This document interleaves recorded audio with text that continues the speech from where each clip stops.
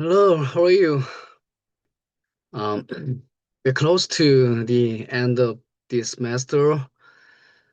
Um, Today we are going to look at several technologies that played a major role in shaping the everyday lives of European from the 15th to the 18th century, including some comparisons with non-European societies. Um, Last time we focused on the more basic technologies like things like harnessing energy from animals, water and wind, and the use of the water wheels and windmills. And among those, we paid special attention to what turned out to be the most important material of all. That is iron and steel. Today, we are going to move on and examine more advanced, higher level technologies. We will center our discussion on three major ones: gunpowder artillery, printing technology, and long distance navigation. These technological developments and innovations of the early modern period didn't appear all at once. None of them were sudden breakthroughs. They all unfolded slowly over time. Progress moved at a gradual pace, giving neighboring countries plenty of time to observe, copy, and eventually adopt these technologies themselves. In the end, this is how many of the innovations spread across regions. These technological developments and innovations of the early modern period, um, it's like just like this. Uh, Cannons, at least in the form we are familiar with today. These cannons were developed in the mid 14th century. Uh, But it wasn't until the late 15th century, after a long period of preparation, experimentation, and even debate and controversy, uh, that that they finally became important enough to serve as a decisive element in warfare. I- uh, in other words, new technologies took hold slowly. And yet, despite this slow pace, the innovative technologies that early modern Europe developed eventually produced a major global imbalance. To put it simply, Europe ended up dominating the world. Why did this happen?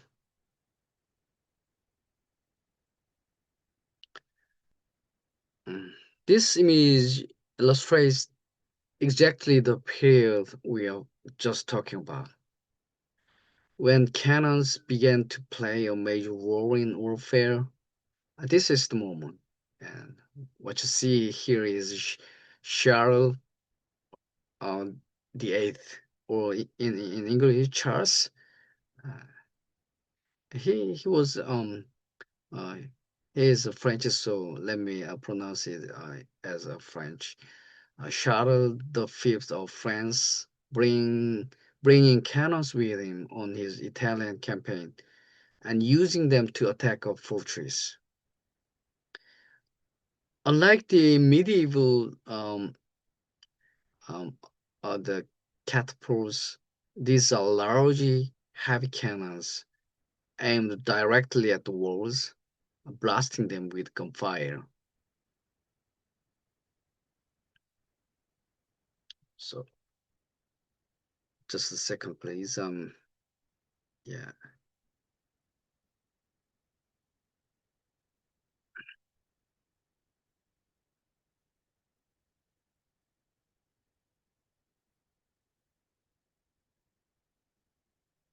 Um,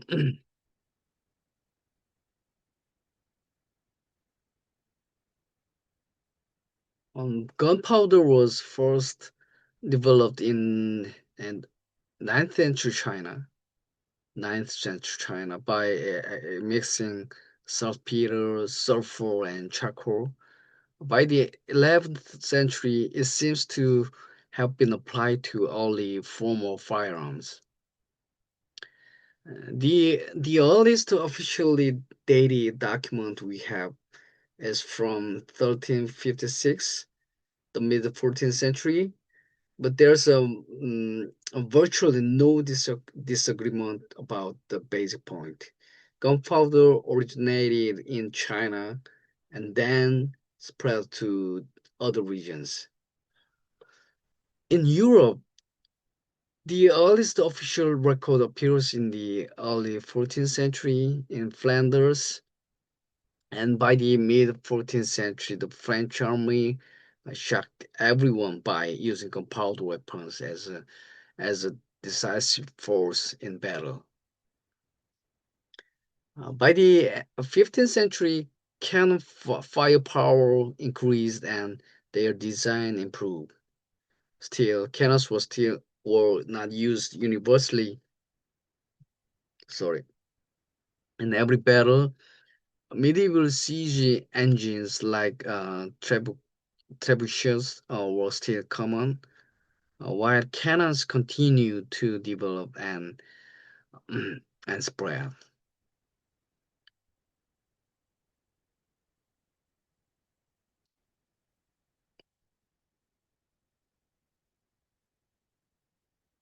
By the late 15th century, a comparison of European and Chinese cannon shows that Europe had already pulled well ahead. A likely explanation is that, unlike China, Europe experienced far more frequent warfare, creating stronger demand and greater pressure for technological improvement. So, like all saying, English saying, is that necessity is the mother of invention. Yeah, that is exactly the case of this, of the like the improvements of the weapons.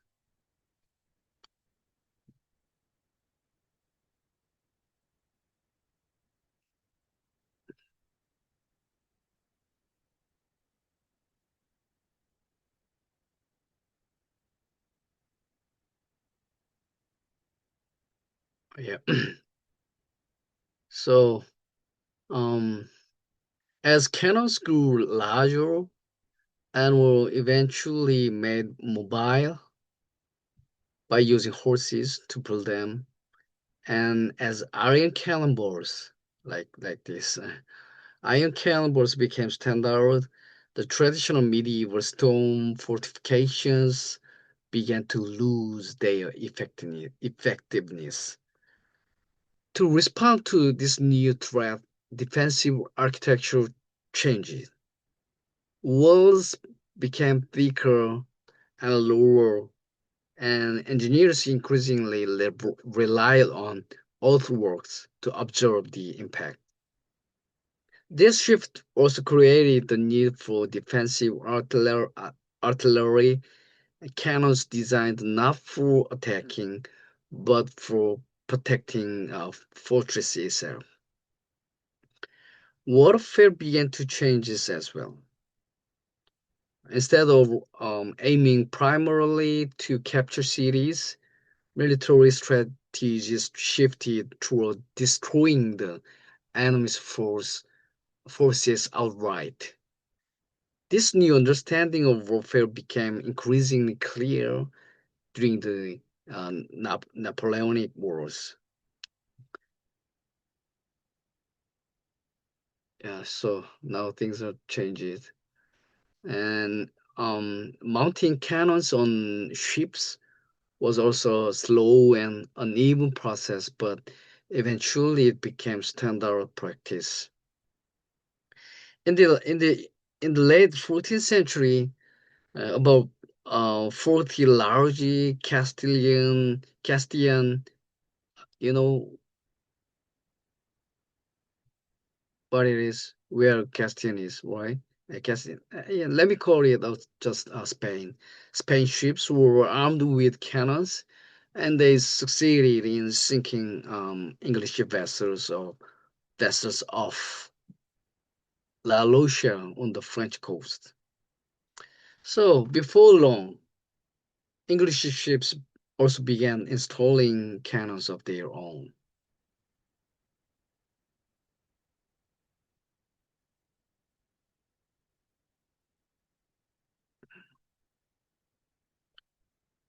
By the 16th century, piracy was on the rise, and ships of all kinds needed to carry cannons.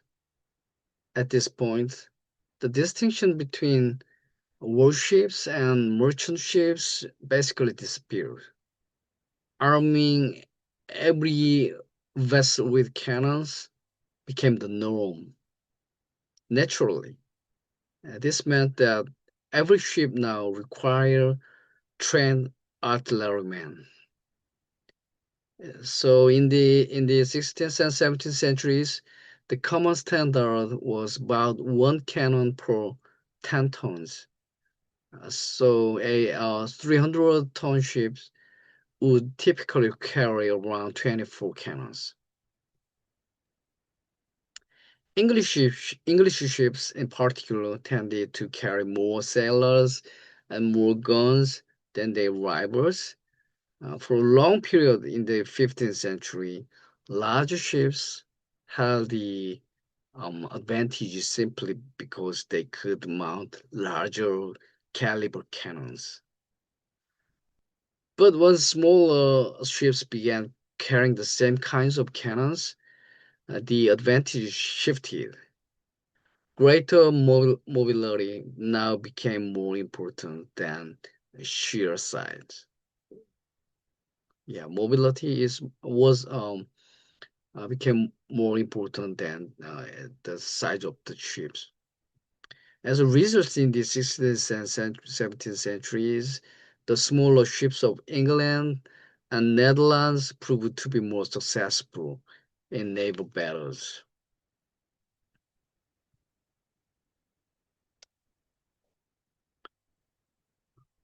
It's true that the instruction of cannons changed the nature of warfare, but in reality, what actually brought about the decline of medieval knight was not the cannon. It was matchlock firearm. Um, yeah, in Broder's book, this name can be different, but yeah, just yeah, I think it's not. It doesn't matter to use the different names about a specific type of the guns. All right. And matchlock is one kind of the early stage of the firearm. Uh, so okay, even then the shift didn't happen overnight. The arrival of the matchlock didn't suddenly replace all the all the tactics. Arquebus is the one kind of the first stage of firearm, but let me just call it in the matchlock or firearm. Okay, I use them interchangeably. So um, uh, arquebus actually matchlock is the yeah, as far as I know, is the later form of the arquebus. Anyway, s- the shift from the just of sword and pike into the form of the using of firearms didn't happen overnight. So Yeah, as I told you, the arrival of the matchlock did suddenly repress all the forms of of firearm, like not firearm actually, but like the pike and the sword.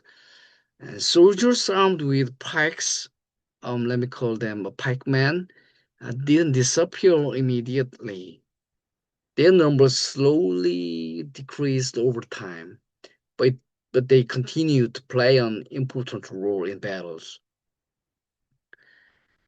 Um, Even after the improved musket appeared in the 17th century, pikemen were still part of the battlefield. In fact, the famous Gustav Adolf II maintained the ratio of roughly two musketeers to one pikeman, so 2 to 1. So, like pikemans were still uh, were important in battlefield. To put it simply about these three kinds of firearm, it's like as follows. They're like uh, uh, um, the arquebus or the matchlock used a burning match to ignite the gunpowder. The musket fired a larger and heavier projectile and used a mechanical trigger mechanism.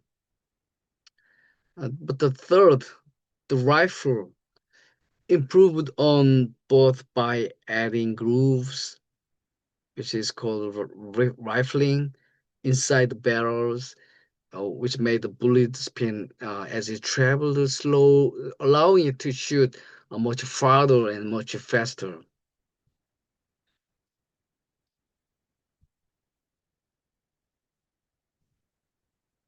Just like the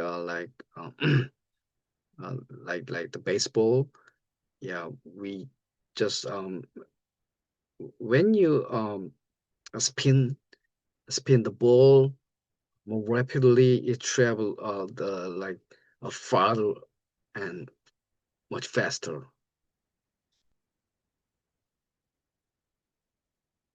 So eventually, the rifle, the fully developed form of the musket, appeared, and once the soldiers began attaching bayonets to these rifles, the pike finally disappeared from European warfare, just like this.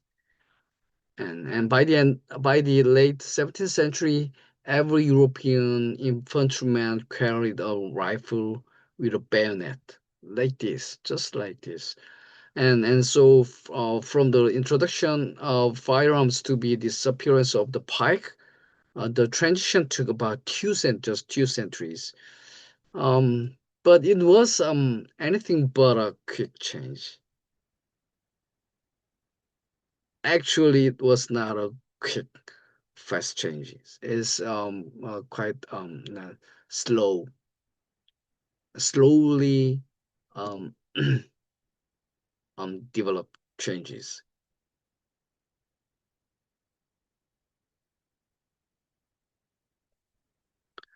And at this point, warfare and especially the production of weapons began to require something like what we might call a war industry, a kind of capitalist organization that could handle large scale manufacturing.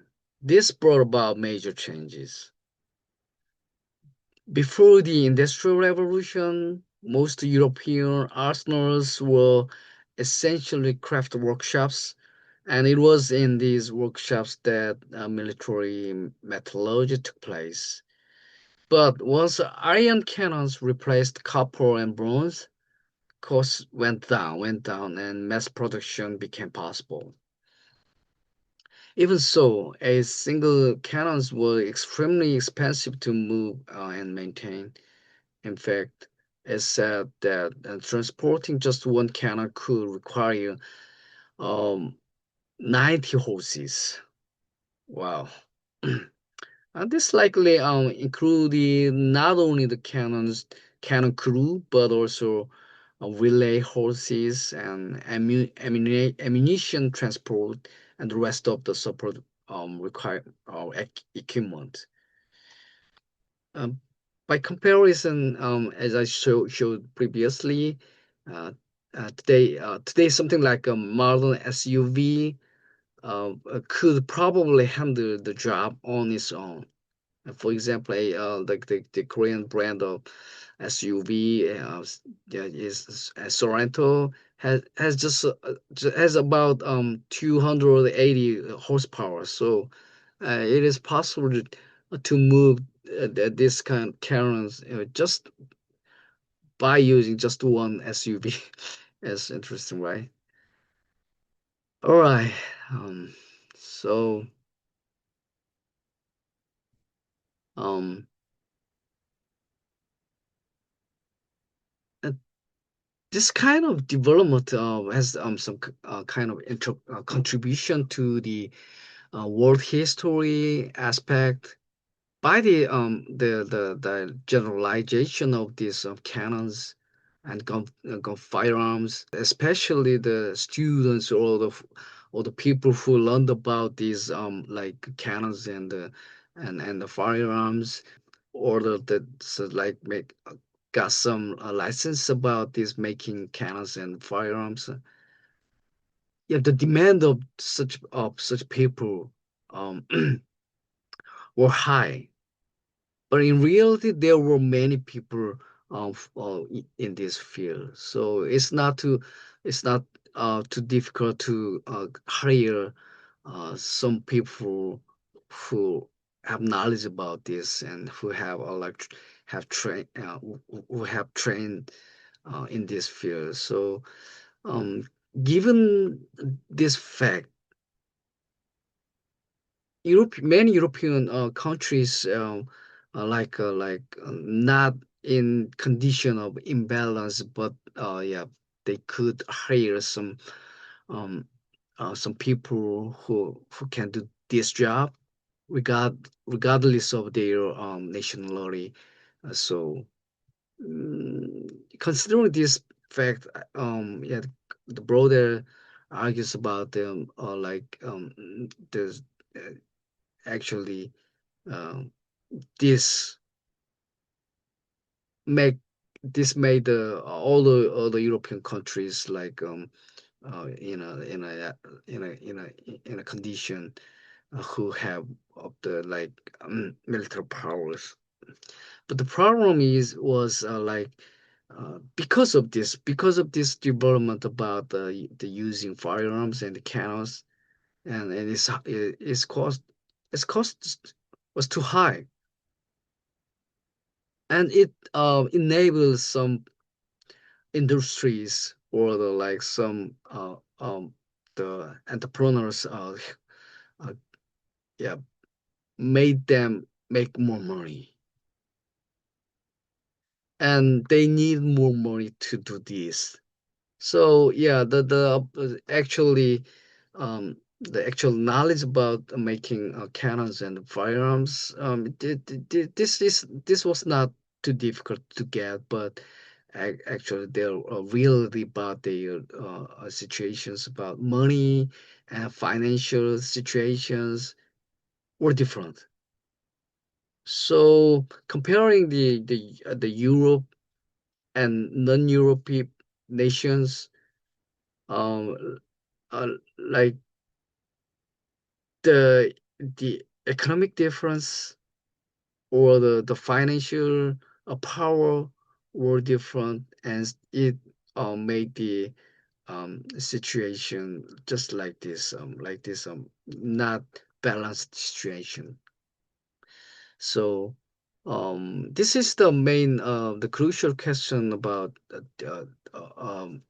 like about the modern and from the 15th to the 18th century, even today, like the imbalance between the European countries and non-European countries. This some the origin of this.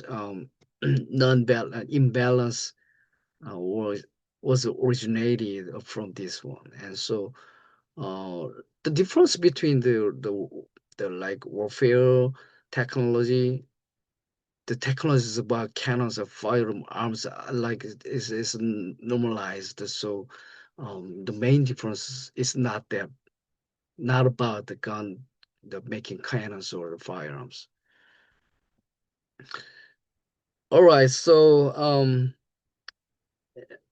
uh, let me take a break and we continue to discuss about the second technology, that is paper or printings. Okay, see you soon.